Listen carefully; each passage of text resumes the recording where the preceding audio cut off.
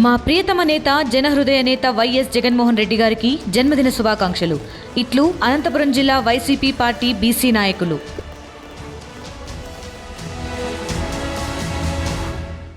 ఉమ్మడి తూర్పుగోదావరి జిల్లా వ్యాప్తంగా కూడా గత కొన్ని రోజుల నుంచి ఈ యొక్క మంచు ప్రభావం ఏదైతే ఇప్పుడు శీతాకాలం వచ్చిన నేపథ్యంలో గత కొన్ని రోజుల నుంచి కూడా రోజు రోజుకి కూడా చలి తీవ్రత పెరుగుతుంది. అలాగే ఉష్ణోగ్రతలు అయితే తగ్గుతూ వస్తున్నటువంటి పరిస్థితి ఉంది. ముఖ్యంగా ఉమ్మడి తూర్పుగోదావరి జిల్లా వ్యాప్తంగా కూడా ఈ యొక్క మంచు ప్రభావంతో పాటు విపరీతమైనటువంటి చలిగాలులతో ప్రజలు చాలా ఇబ్బందులు అయితే పడుతున్నటువంటి పరిస్థితి ఉంది. మరో పక్కన ఉమ్మడి తూర్పుగోదావరి జిల్లాలోని కోనసీమ జిల్లాలో దట్టమైన మంచు కురిసి అలాగే ప్రజల్లో పక్కన ఇబ్బందికర పరిస్థితులు ఉన్నప్పటికీ ఆహ్లాదకరమైనటువంటి వాతావరణం ప్రకృతి ప్రేమికులైతే ఈ గోదావరి జిల్లాలో ఉన్నటువంటి ముఖ్యంగా కోనసీమ జిల్లాలో మొత్తం ఈ కోనసీమ ఏదైతే రాజోలు నియోజకవర్గంలో అలాగే ప్రధానంగా గత కొన్ని రోజుల నుంచి కూడా జాతీయ రహదారులపై మంచు దుప్పటి కమ్ముకునే విధంగా మొత్తం అంతా కూడా ఉదయం 9 అయినా సరే ఈ యొక్క మంచు తీవ్రత అయితే తప్పడం లేదు. మనం ప్రధానంగా చూసుకోవచ్చు. ఇప్పుడు ఏదైతే కాకినాడ జిల్లా అలాగే రాజమండ్రి మొత్తం అన్ని ప్రాంతాలలో కూడా ఆ చలి తీవ్రత పెరుగుతూ వస్తుంది. ప్రస్తుతం మనం చూడొచ్చు మంచు ప్రభావం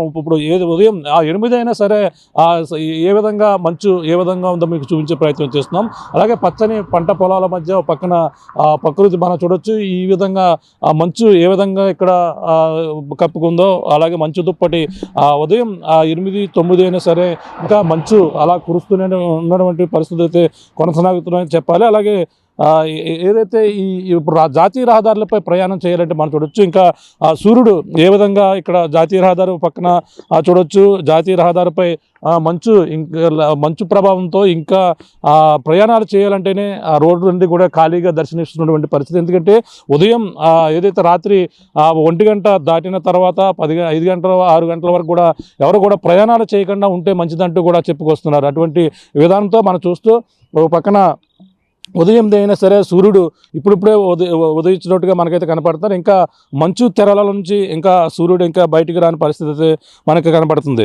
ఈ విధంగానే మొత్తం ఉమ్మడి తూర్పుగోదావరి జిల్లా వ్యాప్తంగా కూడా ఈ మంచు తీవ్రత అయితే ఎక్కువగా కనపడుతుంది.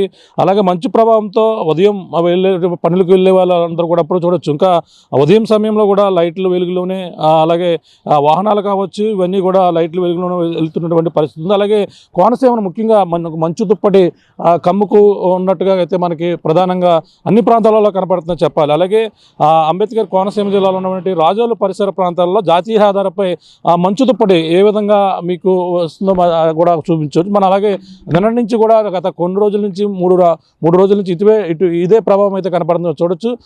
ఈ మంచు ఏ విధంగా ఇక్కడ ఉందో దర్శనమిస్తుందో మీకు చూపించే ప్రయత్నం చేస్తున్నాం. అలాగే ప్రకృతి అందాలకు నిలవైనటువంటి కోనసీమ జిల్లాలో ముఖ్యంగా ఒక పక్కన కోనసీమ దట్టమైన మంచు కప్పేసిన నేపథ్యంలోనే అలాగే ఒక కాశ్మీర్ని తలపించే విధంగా మంచు అయితే ఉన్నప్పటికీ ప్రజలైతే ప్రయాణికులైతే ఇబ్బందులకర పరిస్థితులు అయితే కనపడుతున్నాయి. అలాగే జాతీయ రహదారులపై ప్రమాదాలు జరిగే అవకాశం ఉంటుంది. గత కొన్ని రోజులుగా ఈ యొక్క జాతీయ రహదారిపై ప్రయాణాలు చేసేవారు జాగ్రత్తలు తీసుకోవాలంటే అధికారులు అయితే సూచనలు అయితే చేస్తున్నారు.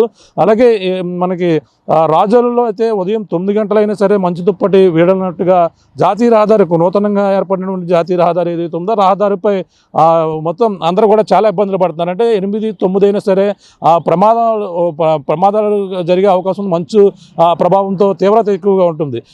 అలాగే మొత్తం అన్ని ప్రాంతాలలో ఏదైతే జాతీయ రహదారి అలాగే రాజమండ్రి నుంచి ఇటువైపు తునివైపు వెళ్ళేటువంటి జాతీయ రహదారి పూర్తిగా ప్రమాదాలు ఎక్కువ జరిగే అవకాశం ఉంది. ఇటీవల కూడా ఒక ప్రమాదం కూడా సంభవించింది. జగ్గంపేట ఏదైతే గండేపల్లి వద్ద ఈ తెల్లవారుజామునే ఈ ప్రయాణాలు చేస్తూ అలాగే కొడుకు తల్లి కూడా ప్రమాదం జరిగి చనిపోయినటువంటి పరిస్థితి ఉంది. ఈ మంచు ప్రభావంతోనే తెల్లవారుజామున వాళ్ళు ప్రయాణానికి ఆత్రేయపురం మండలంలో ఉన్నటువంటి ఒక గ్రామం నుంచి వైజాగ్ క్యాన్సర్ ఆసుపత్రికి అయితే వెళ్తున్నారు. ఇది సరిగ్గా ఈ తెల్లవారుజామునే మంచు దుప్పటి ఈ విధంగా కప్పివేయడంతోనే 6 గంటల ప్రాంతంలో ప్రమాదం అయితే జరిగినటువంటి పరిస్థితి ప్రధానంగా ఉంది.